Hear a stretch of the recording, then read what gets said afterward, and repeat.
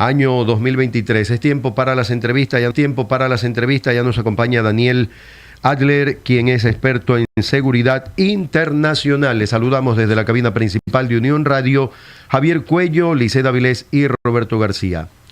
Invitado, ¿qué tal? Gracias por aceptar esta entrevista. Saluda a los oyentes e entramos ya en materia de entrevista. Buenos días, bienvenido. Muy buenos días, como siempre un placer estar en Unión Radio. Gracias por el llamado. 8:06, gracias también por aceptar nuestra invitación el día de hoy. Vamos a dialogar un importante tema que ya los ecuatorianos lo queremos como prioridad, que sea resuelto. Le dimos la oportunidad a un nuevo presidente de la República, quien ha mencionado junto a su ministra del Interior, Mónica Palencia, que el Plan Fénix se ha ejecutado desde el primer día. Usted, como experto en seguridad, ¿se puede ver resultados con el Plan Fénix? ¿A qué específicamente se refiere el presidente Noboa? Bienvenido, invitado. Bueno, muchas gracias una vez más y un saludo a todos los oyentes que están del otro lado. A mí no me queda claro qué implica el Plan Fénix. O sea, entiendo el nombre, hasta incluso la apología, ¿no? Renacer de las cenizas, Fénix, pero no sigo sin comprender con cabalidad, y esto que conozco muy bien, el Ecuador y todas sus fuerzas. De hecho, del año 2001 yo entré en fuerzas especiales en el Ecuador y asesoré a todos los presidentes, desde Gustavo Noboa incluso hasta Daniel Noboa, que le acerqué un plan hace ya 3 semanas.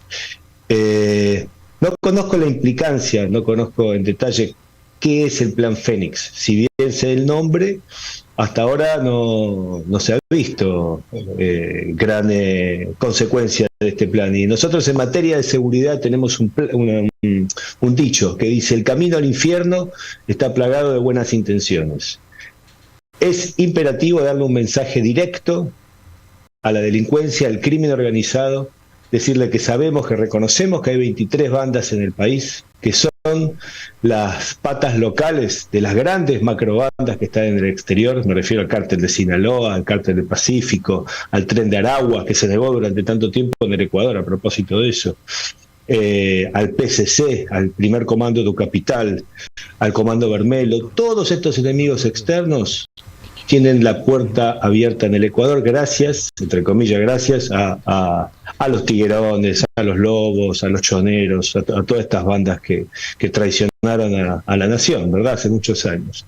Entonces, teniendo eso en contexto, sabiendo que hoy el Ecuador está en el ranking mundial de los 195 países, está dentro del top 10 de los primeros 10 más inseguros del planeta, y que Esmeraldas es la segunda ciudad más peligrosa de toda la Tierra, más peligrosa que la Franja de Gaza, demandaría un poquito más de acción con ese denominado Plan Fénix. O sea, la ciudadanía está siendo extorsionada diariamente, como mal llamados los vacunadores, ¿no? Los extorsionadores, diariamente. Todo tipo. De hecho, la clase media y la clase popular son los que más sufren la inseguridad. Hay asesinatos selectivos, hay sicariatos. Mira, sin ir más lejos, yo hace 3 semanas estuve en el Ecuador. Personalmente recorrí la entrada a Sociovivienda, la entrada a la 8, la Valerio Estacio, la Sergio Toral, el Monte Sinaí al norte. También me fui al sur, Pablo Neruda, la Cristal. Tal vez conocen, ¿verdad? Estos sectores son...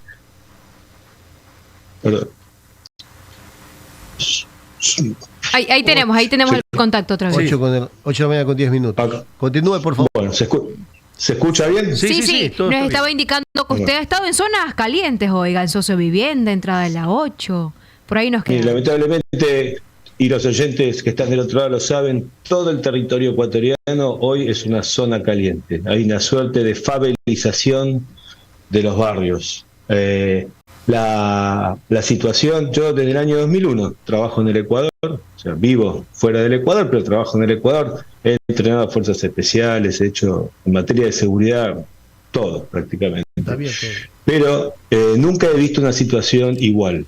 En el último año y medio realmente encrudeció, pero en los últimos 3 meses el nivel de violencia se espiralizó, y hay que recordar que hay una relación directa entre el narcotráfico, el delito y la violencia, y eso es lo que estamos viendo, que la delincuencia realmente recrudeció en forma tal que casi estamos a un paso de ya no llamarle más delito complejo, de llamarlo a esta modalidad terrorismo o narcoterrorismo, terrorismo, porque imparte miedo en la población, a tal punto que golpea incluso en la macroeconomía. O sea, hay un montón de negocios que están cerrando, un montón de familias que están optando por irse a vivir a España, a Estados Unidos. Los mismos contadores de las empresas están pasando como gastos, ya gastos de protección, imagínense, llamarle protección a la extorsión. Y tenemos que saber que el narcotráfico se infiltra en los barrios más populares, en las economías más populares, y es ahí donde capta más adeptos o soldados, por así llamarlo, ¿verdad?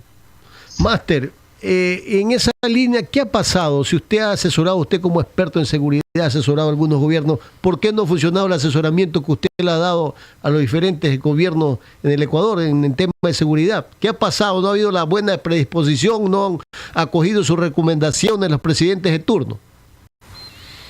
Bueno, hay una realidad, que el narcotráfico corrompe lo que toca, y toca cada vez más. Con esto quiero decir, estamos ante un momento bisagra, se le dice acá, ¿no? O vamos para un lado o vamos para el otro. Estamos justo ahí en el vértice, en el borde. Estamos cerca de convertirnos en un narcoestado también, como pasa en la mayoría de los 13 países de Sudamérica. Estamos realmente mal con el tema del combate al narcotráfico. Pero lo que se ve en el Ecuador, que desde el 2006...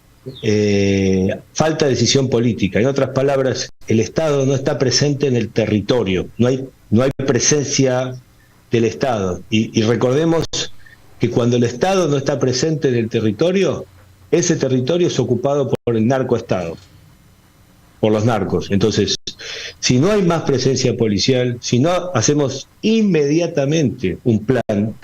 Escuché por ahí que había un plan de construir cárceles de máxima seguridad y otras temáticas que la verdad es cerebro, pero son todas medidas que demoran 24 o 30 meses. O sea, necesitamos acciones inmediatas. Ahora, incluso para las fiestas, para pasar Año Nuevo, para pasar Reyes, son fechas muy sensibles en materia criminal. Es ahí donde se producen muchos más actos, mucho más acuerdos, mucho más alianzas entre delincuentes. Por eso nosotros nos tomamos la libertad de acercarle un macro plan de seguridad al presidente Daniel Noboa, el cual aceptó y agradeció, tanto él como su ministro de gobierno. Nosotros estamos esperanzados, confiamos en esta nueva comandancia, en este nuevo presidente. Pensamos que van a venir cambios, pero tienen que ser inmediatos, porque esto no da para más. La gente empezó a naturalizar la extorsión, a naturalizar el secuestro extorsivo, a preguntarse un día que no hay sicariatos, ¿qué es lo que pasó? O sea, la sociedad está muy, muy dolida, y hay un segmento de entre 12 a 29 años que hoy está pensando realmente qué camino tomar, el del estudio, del trabajo, o el camino de los $15 por día que paga un búnker de la droga en Sudamérica.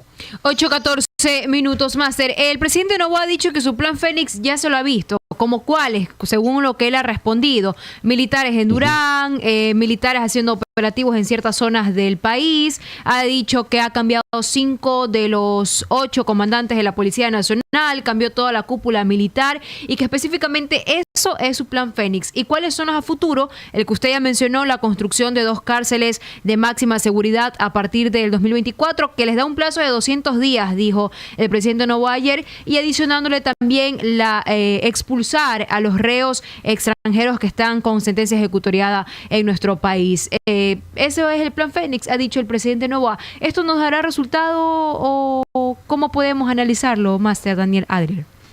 Bueno, voy a tomar una frase de Einstein. Einstein decía, ¿cuál es la definición de locura? Intentar una y otra vez lo mismo y pretender resultados distintos. Habiendo dicho esto, a buen entendedor, pocas palabras. Yo realmente creo que la lucha contra el delito organizado es orgánica, todo el tiempo cambia, tiene que tener no solamente más policías, más cámaras, sino que picardía, astucia, audacia, innovación, contrainteligencia ciudadana, reentrenamiento para las fuerzas fuerzas. Mire, sin ir más lejos, en Israel, en Estados Unidos, nos enseñan siempre a detectar el lenguaje no verbal criminal, mediante la posición de las piernas, los brazos, los hombros, saber quién está en la vía pública en modalidad de ataque. A mí me encantaría formar a cada oficial de la policía, de las Fuerzas Armadas, como una máquina de generar inteligencia y contrainteligencia. Darle cursos de conducción evasiva, disparo vehicular, de Krav Maga. Krav Maga es un arte marcial muy simple pero muy efectiva, en donde un oficial puede luchar contra 5 o 6 oponentes y reducirlos muy rápidamente. Después tenemos también técnicas de interrogatorio, de contrainterrogatorio, de trabajo táctico de campo, de infiltración, incluso en las penitenciarías. Hoy las cárceles del Ecuador están siendo claramente utilizadas como narcocentros de operaciones criminales. También es muy importante trabajar con la guerra psicológica. ¿Qué mensaje le damos a la delincuencia, a los potenciales delincuentes? El trabajo táctico. Y otro punto importante, yo creo importante también, es policializar el 10% de las Fuerzas Armadas, crear una Guardia Nacional. Pero todo esto, amigos, sin necesidad de recursos económicos, con lo que ya está creado, con lo que ya está contratado en el Ecuador, o sea, sin necesidad de gastar más dinero. ¿Por qué? Porque las Fuerzas Armadas y la policía son de alta calidad, por más que hoy algunos efectivos estén en tela de juicio, son realmente de alta calidad. Tenemos unas Fuerzas Armadas muy potentes, una policía muy buena. Tal vez le falta un poco de actualización, pero muy bueno, más que un trabajo es una vocación y eso no tiene precio. El tema es volver a reconciliar a este matrimonio que hay entre la ciudadanía y la policía o las Fuerzas Armadas, vuelva a surgir. Hoy aparentemente hay un divorcio ahí. De hecho, vemos en las cifras negras nos marcan que el 80% de los delitos no se denuncian, por varios motivos, pero no se denuncia. Entonces es ahí donde un poco se corta el tejido social y las fuerzas de inteligencia también se quedan sin nutrirse de lo que pasa en el territorio. 8 de la mañana con 18 minutos. A propósito de lo que dice en la última parte, el tema de la inteligencia ha fallado bastante por parte de la policía porque existen bandas criminales, ahora se han creado estas de extorsionadores. Es fácil de pronto realizar una tarea de inteligencia, buscarlos, capturarlos y chao. Pero ni eso se da por parte de la policía. Máster. Sí, bueno, fácil no es nada en la lucha contra el crimen organizado y el narcoterrorismo. O sea, hay mucho peligro, hay muchos informantes. Siempre del otro lado parecería que es tocar un botón. La realidad que todo es complejo, pero es rápidamente posible, de rápida implementación. O sea, incluso no solamente con unidades de inteligencia del Estado. Yo recuerdo, creo que fue el año 2007, con el gobernador Camilo Samán Salem, en la época, creo que era el presidente Correa, que creé una unidad de denuncia anónima ciudadana, en donde los mismos taxistas, el taxi amigo, en esa época no había Uber, ¿no? Pero había unidades móviles, llamémosla, y con la colaboración ciudadana les dábamos un muy breve curso de detección de sospechosos, mediante el lenguaje corporal, mediante las características de la voz. Y por frecuencia de radio informaban una central que estaba en la gobernación. Eso fue fantástico. Se pudo reducir el delito en un 46%. Está en internet eso, si lo quieren buscar también. Es decir, con soluciones inteligentes o con soluciones disruptivas, o sea, ganarles en la cabeza a la delincuencia, podemos hacer cosas muy rápidas y muy potentes. O sea, es posible estar mejor, es posible ganar esta batalla. El tema es decisión política y picardía, inteligencia, innovación, contrainteligencia, inteligencia, colaboración ciudadana y, por supuesto, que la policía se vuelva a ganar el respeto de la población, mediante capturas efectivas, mediante mano un poco más rígida, y que el Estado acompañe también eso. Después pongámosle el nombre que sea, Plan Fénix, Plan Adler, eso es lo de menos. Siempre lo importante son los resultados y la velocidad de gestión. Otra de las opciones que también dan los ecuatorianos, y usted también decía, Máster, ya lo hemos normalizado y se nos hace común despertarnos y desayunar Crónica Roja, almorzar Crónica Roja, merendar y acostarnos con Crónica Roja. O sea, así se nos Exacto. volvió a los ecuatorianos, aunque no queríamos, pero lo normalizamos. Ahora, una de las opciones de los ecuatorianos también es incrementar las leyes, sancionar más fuerte a quienes cometen actos delictivos. ¿Usted cree que esta sería una opción o no forma parte aquí las leyes, más allá de las recomendaciones que usted ya dio?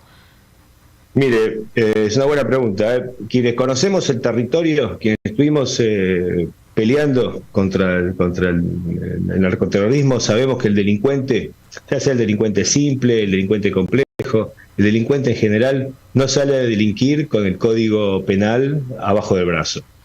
Generalmente el delincuente está anarcotizado, o sea, está drogado y armado.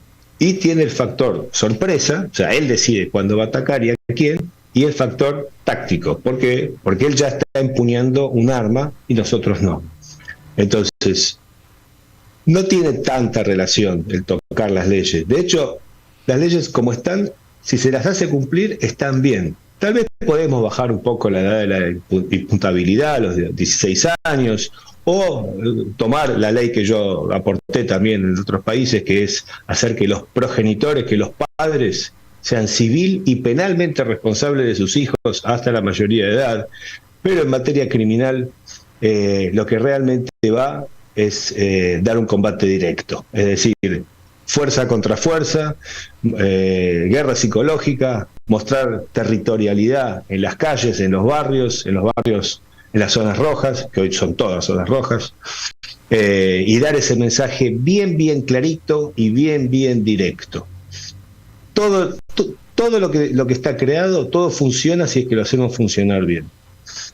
El tema también es tener decisión política y tener continuidad, y no tener miedo a las consecuencias iniciales de qué dirán, o si derechos humanos nos va a decir que no, que sí, porque también es muy humano que los demás, los justos, tengamos derechos. Así que los derechos humanos tienen que ser realmente para todos. 8:23 minutos. Hablando de zonas rojas, Máster Daniel Adler, plan de seguridad, según desde las autoridades del gobierno, Quito se ha vuelto un mercado altamente apetecido. Nuestra capital, que antes uno decía voy allá para tener otro ambiente, para disfrutar de la sierra ecuatoriana, porque es la capital de nuestro país, porque es la mitad del mundo, y ahora la ciudadanía no quiere ir, y de hecho los comerciantes han dicho el turismo nos ha bajado, y el propio gobierno lo reconoce. Un mercado altamente apetecido por las bandas criminales como una ruta de transporte, acopio y distribución de droga.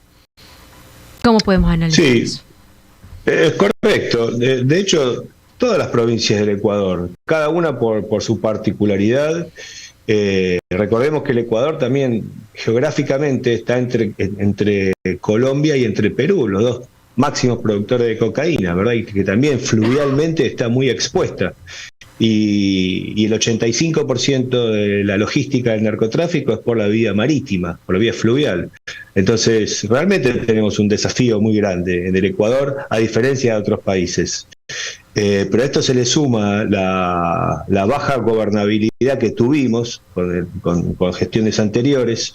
Se le suma también que no se reconocieron el ingreso de las bandas desde el año 2001 hasta el 2006, 2007, donde se enquistaron realmente un cúmulo de bandas internacionales muy potentes, no solo en el Ecuador, en la región en general, pero el Ecuador subió mucho el nivel de peligrosidad, el nivel de violencia.